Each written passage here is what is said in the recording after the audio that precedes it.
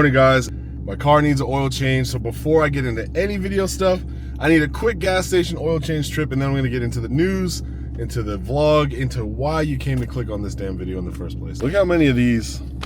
This is laziness is what this is. I'm not even gonna front. I think I've been here before, but I need the full synthetic.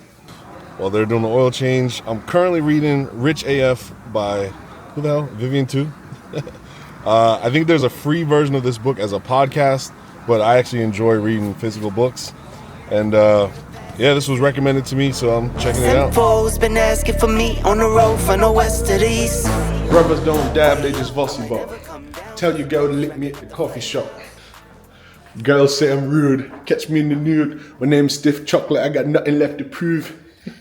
So girls say I'm rude, nude. My name's Stiff Chocolate, I got nothing left to prove. From the west to the east. Way up, I might never come down, cause the coast racking up the flight miles. So high, I might never come down, so what, this is my lifestyle. Gotta make a stop at O'Reilly's. There we go. Probably came undone, so it's gotta be this. Quick trip to O'Reilly's, a bucket full of stuff to do some interior detailing on the car and hopefully get it nice and clean. I'm tired of it being dirty. Got a special package today. The whole reason for this video, I wanted to test out this product. I saw it being advertised on Instagram. Without further ado, let me show it to you. This is Secret Labs Bronze Bomber. I saw this advertised on Instagram. They said it's very good for cleaning off wheel brake dust, and that is the exact problem that I need to fix on my car right now. All right, hey guys, welcome back. Larry here. This is another Speedy Black video. Today, I bought a bunch of car detailing stuff. I'm gonna try to do some inside, some outside, but mainly I'm testing out this new microphone. I actually got the creator kit with the Osmo 3. So I'm outside, it's kind of windy, and I just wanted to see how this sounds while we do some work. Let's look at these wheels. So that's the clean wheel, and then that's how dirty it's gotten. And on top of that, I just got a bunch of other standard stuff to clean because I'm gonna try to do a whole bunch of different cleaning today. Got some tire shine, some water spot remover. I think it's an interior cleaner, some pads. Basically, I want to just do a little bit, clean up my car. Reason being, one of my favorite parts about the car right here is this deck lid panel that I made myself, where I designed it. I took the bumper insert reflective letters from a 99 04 Mustang, and I put it on a gloss black deck lid. But because of all the water stains that have kind of accumulated on this thing, it is no longer gloss, and it's just kind of dingy, so I want to clean that up as well. First thing I did was get an extra empty spray bottle just to make sure, because this is concentrate, so you have to dilute it. It says for heavy duty applications, you can just go one part, or 1-to-1, which is for however much water you use the same, I guess, amount of concentrate. So if you fill up half the bottle with concentrate, you fill up the other half with water, for example. If you see with a simple finger swipe, you know, you can get to that level. So it's not like it's caked on there and it's grime that I need to scrub out. It's just I need to make it easy to clean. All right, time to mix this stuff up. Since I'm doing 1-to-1, I'm gonna fill this this bottle is marked, I can do 22 ounces. So I'm probably gonna do 10 ounces of product and 10 ounces of water, making it 20 ounces of solution.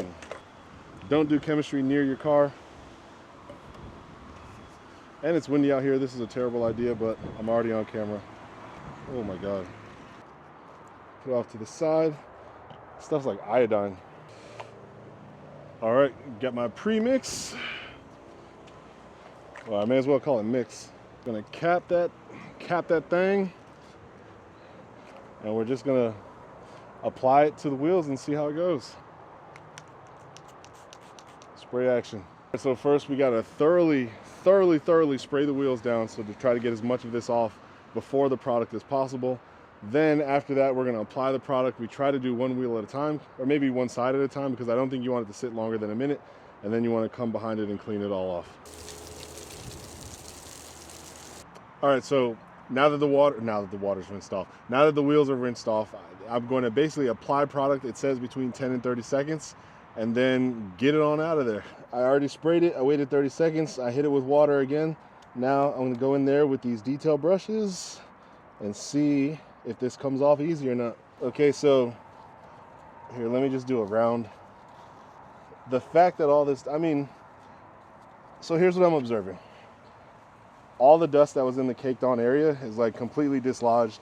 And I can tell that just by simply agitating it with this detail brush, it's turning into like a running grime that's like running down the wheel. But I'm actually surprised by that. Meaning, to my untrained eye, it feels like I'm getting benefit so far. Because once I hit this with more water and a towel, it should be clean as day. Do that. So we might have a winner. But in order to test this fully, what I should do is I should hit another wheel with just brushes and then compare results. There we go. Get some of that. I'm gonna water it one more time and then hit a towel. God, Michael Jackson Thriller. Well, I see some areas that I could have been a little more diligent. Now we wipe. So here's a detail shot. This is sprayed with water, sprayed with product, brushed, watered again, and then toweled. Right? And I did a pretty poor job, I'll say, because I see some areas where I could actually grab some more. But for the most part, this is about how clean I got it with this solution. So I'm going to say this. If most people are going to be seeing my car from about this distance at the closest, or while I'm driving by, that looks perfect. So I'll call it a success. Now, to really test though, if this is as good as it says, again, we're gonna do this wheel with just water and brushes. Funny enough, just water doesn't actually kick off a lot of material, because if you can see those two lines where my fingers basically cleared the dirt path, that's the difference between when it was dry and I used my fingers, and then I just sprayed it down with water and you can still see the trails. So the water part doesn't actually get off a whole lot of brake dust. So let's see what the brushes do. Okay. It's still really grimy. Also, you know what's not fair? This is a front wheel. Significantly more brake dust will apply to this wheel, so my control might already be wrong. Control meaning if I'm doing a scientific experiment and I wanted to basically do a sample where I didn't actually apply the thing that I'm theorizing or hypothesizing to the process. That's my control group. And then the back tire is actually the wheel that I did my scientific process on. I forgot what that group is called, but I remember the control group. It's been a while since I've been in high school science class. Left-handed. Oh man. There's so much. Sad is like as soon as I go on one drive, this isn't actually, that's from knee on the concrete. Here, look, control group, control group, the knee that never touched the ground. The knee that touched the ground, that's not Ashley. For once, it's not me. I mean, it's on me, so it doesn't really make a difference. But all right, here's one thing I'm noticing. A lot more work on the towel. A whole lot more work on the towel. Again, doesn't really matter because it's a different wheel. I should do the front wheel on the other side. All right, so here we are. This is one wheel in the back with material with Bronze Bomber solution. One wheel in the front that is just towels and water. I think they both look about the same. All right, halfway through, Bronze Bomber on one side, water and towels on the other. I'm just gonna be honest. I think I would have been okay if I just had water and towels. But for the most part, drive-by glance, like just driving through, the wheels look like they're supposed to look, with no water, or with water and towels only, and brushes. Okay, so look, I'm not gonna make you guys sit through me cleaning another 2 sets of wheels. I'm gonna do the rest of the car, and then I'm just gonna do results from here on. Then we'll move on to some other products for detailing. This is the rear tire on the driver's side. This has been cleaned with just brushes, water, and towels. Get some details, shake it around a little bit so that the light can reflect differently. Here's the passenger side rear tire, and this is the one that I actually cleaned with Bronze Bomber. For the most part, I would say similar results. Like to my naked eye, I don't really like water, towels. at least for the amount of dust that I have on my wheels, and I don't know if the powder coating is affecting it. Like for example, if you had maybe a solid metal or chrome by itself or something that's not like a powder coated gloss, maybe you might have different results. But I'm just gonna be honest, to me, in the lighting, with the amount of effort that I put in, like it looks about the same. So I don't know if I'm happy or not to have the product, but I will say I would not care if I had the product or didn't, as long as I had towels, brushes, and some water. It feels like I've achieved about the same results. Again, without making a cut, I'm just gonna go over to the same side, paraskiing it to the other side. This is water, brushes, towels only. So I don't know, you make up your own mind, but I'll say this, I probably won't buy another bottle. Everybody's got their own, I guess, most people I should say, have their own like what they use or what they prefer for a tire shine or wheel wet or wheel glow, wheel gloss, whatever you guys call it, wherever you're from. I just grabbed a couple things today. I usually do like Black Magic products. I especially like the Back to Black. I think Black Magic makes Back to Black, which will take your plastic trim from its dingy kind of, here, check this out. So you see my runners look a little dingy.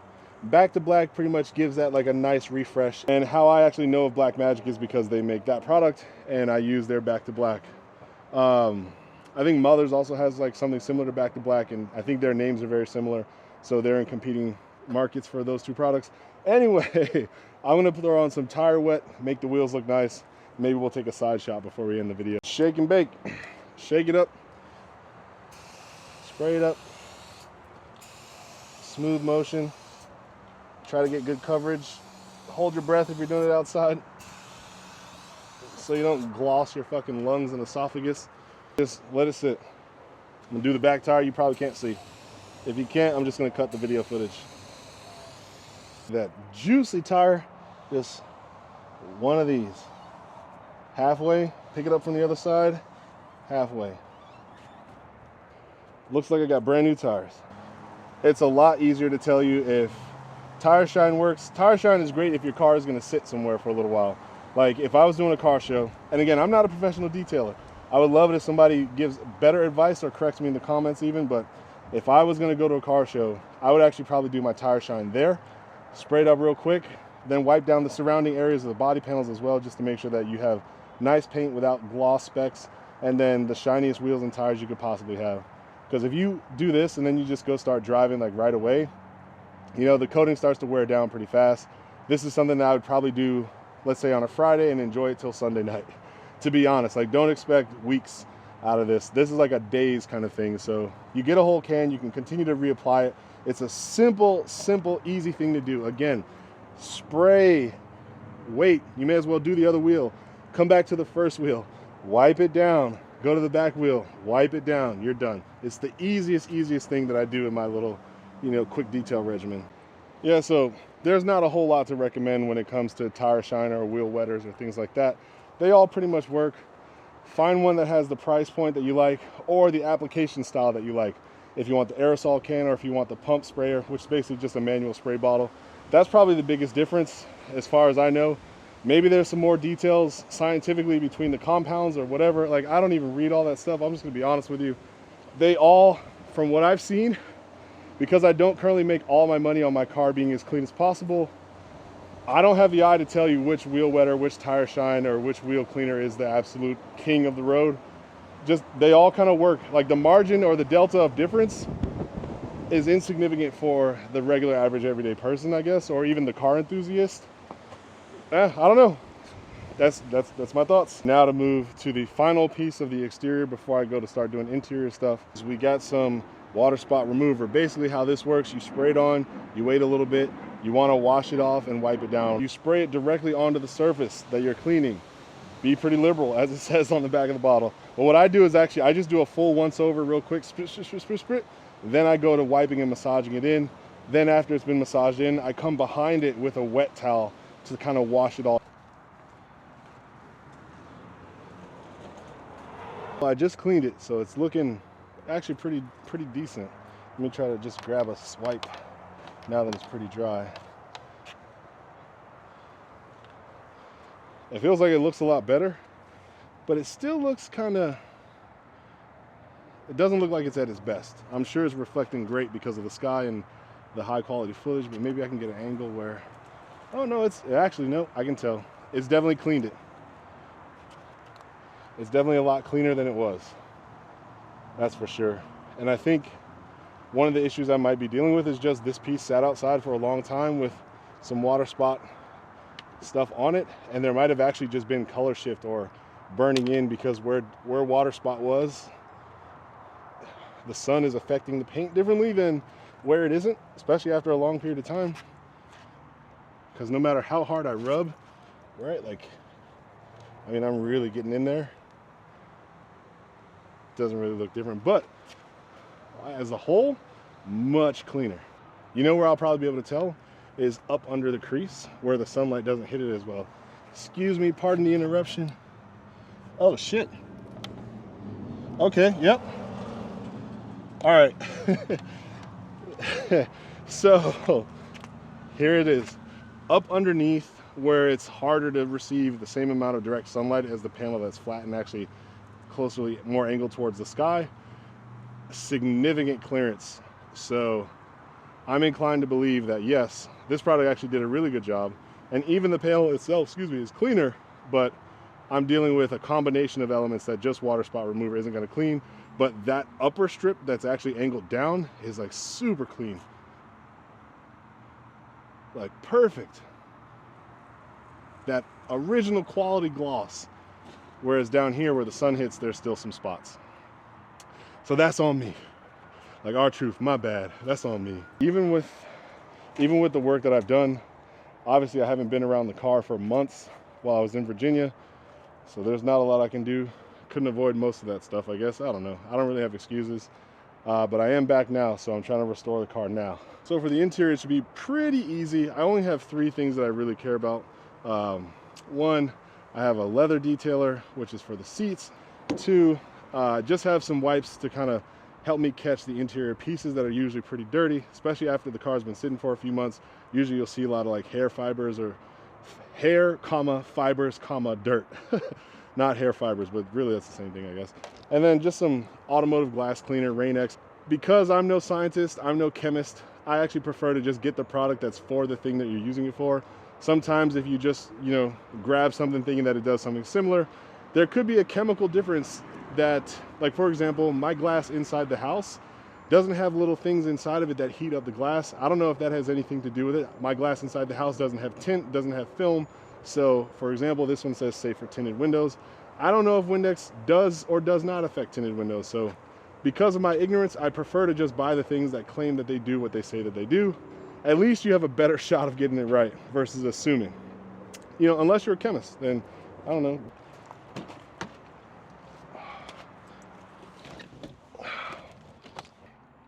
So I usually will do my trim and interior leather first, then I save the window for last. God, it is hot. Pull wipe from the center. You ugly mother. Oh, I gotta catch it on that thing. There we go. Let me come grab you guys so you can see. Here's an example. My car's been sitting for a few months while I was gone, and just look at like the film that's kind of on the tack, or excuse me, my little gauges, my oil pressure and my vacuum gauge. And then if you look up here, you can see all the little kind of dust and lint fibers there. So we're just gonna grab one of these and get that all up, and also apply a little bit of finish at the same time.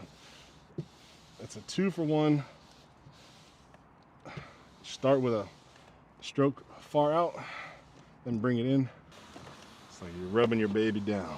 Don't be afraid to get in those hard to reach places, because you're gonna just have little dust particles everywhere. Like especially look at the top of my steering wheel, everything got dusty. Another area you'll find that gets dusty on the speedometers and the tachometer. Basically, in my model series, the S550, I have a 2016 GT Performance Pack. You have these little cups that just collect dirt and grime over the, you know, the use of your vehicle. I go in, I'm gonna pull away. So all of that comes away from the car. It's away. No. Hey, how's it going, man? Go in, pull away, pull away, pull away, pull away, pull away. It's harder to do because I'm trying to record at the same time, but you guys get the idea. Applying my shine, cleaning the grime at the same time. 150s. Get the green, get in between. 150s. Sweet. Last but not least, I'm gonna get the window. And basically one of the things you'll notice, and I probably could have waited until nighttime to do this part, but we're here. After a long time of like using a car, especially if it sits, if you're driving around, you'll develop this kind of like film on the inside of your car. So let me see if I don't know if you can actually see. I can't even catch it in the light. But basically, just from breath, from air, from dirt, from different oils and greases, I need to go clean the inside of my windshield. As soon as you do that, go back for another drive, you'll see it's a lot easier to see at night. It's one of the biggest things that a lot of people don't do. They don't do interior maintenance on cleaning their interior windshield. If you have a car guy or if you have a place that does interior, exterior, great. They'll probably handle it for you. But that's one of the things. You'll be driving at night. People will be hitting you with your headlights. It'll be hard to see the road lines. You'll be squinting a lot. Their headlights are much like a camera does when you see a flash and it has that like translucent, material on the other side of the flash. Basically, your car windshield is doing the same thing to you. It's diffusing and scattering the light and making it harder for you to see when headlights hit your windshield. That is a clear sign to clean the inside of your windshield. So, got my Rain X glass cleaner. I'm just gonna spray it up, let it sit for a little bit, and then with a brand new, it's brand new because look, I don't live here. We're at a long-term Airbnb, right? So I had to go buy more car materials. But basically, this is untouched. It's not used. It doesn't have any other waxes or materials. The reason why I'm saying brand new is because I don't care really if like, it's not that I'm applying dirt because I've like washed it or it had like brake dust or anything like that on there. The reason why I'm saying brand new is because I actually don't want to apply like other waxes or other like polished materials and stuff onto my inside windshield. I only want two things touching my windshield: the windshield cleaner and the clean towel that is going to wipe all of that off, because I don't want to deposit more things on there that are going to have additional properties to the windshield that I may have to worry about down the line. So that's it. Just with your windshield, you only want the cleaner to touch the windshield and then the towel to touch the windshield. That's my golden rule, and it'll solve your problems for you every time. You know what's messed up? I moved over here. I thought I hit the record button, and I gave about 5 passionate minutes about what I'm going to do with the rest of this channel, but all I did was hit the stop button. So I'm going to try to go back through. This is the last piece of the video. This is last call. Last call for any video I ever do is just going to be the last piece of content before we end. So please always make it the last call. And the last call comment for the day is, I need you to help me pick what car we move into for the channel. So here are the options. For about 15 grand, I think I could finish this car, which would be supercharger. I've already done the drive shaft. I still need to do the rear axles. I got to fix the oil pump gears as well. Fuel system comes with a supercharger. Tuning comes with a supercharger, if I'm not mistaken, if I go Whipple. About 15, 18 grand will make this car done. And it'll be like everything I ever wanted it to be. But this car is old. It's not the new. So what if I traded it in and got the 2024 Mustang GT? That's one of the things that's a car that's on the list. I could potentially, as much as I love this one, and I haven't been the biggest fan of the stylings of the 2024, that's where the views are. And if I want to build this channel kind of business-like, that might be a decision. Next car that I'm thinking of is the 2017 Audi RS7. I absolutely love the A7 design. That was the C7, not the C7.5, I think just the C7 Audi series. Ooh, perfection for me. So the RS7, all-wheel drive, German GTR basically. It's very unassuming, which I love about it. I can make it fast. People won't really know. And I will rip the RS7 badge right off that thing so people think it's an A7 unless they know their Audis, and make some really good content if you catch my drift. So that's another option. The Audi R8 from like 2009, 10, and 11, I think those are the model year, but basically the years that had the single piece door blade, the absolute best car design from the side that I have ever seen is that generation of Audi R8. And a friend of mine has one, and I've been supportive, like happy for him, but also like yearning to like have like supercar territory myself in my life. And the Audi R8 pricing is now down to like GTR level, where it's like, you know, if you do 72 months, $1,000 a month, if you can afford that, you can probably get one for very little down. I would probably try to put something a little more significant down to keep my car payments like a 500, 600 at the most.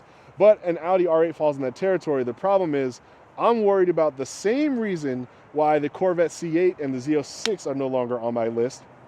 This right here. You see this?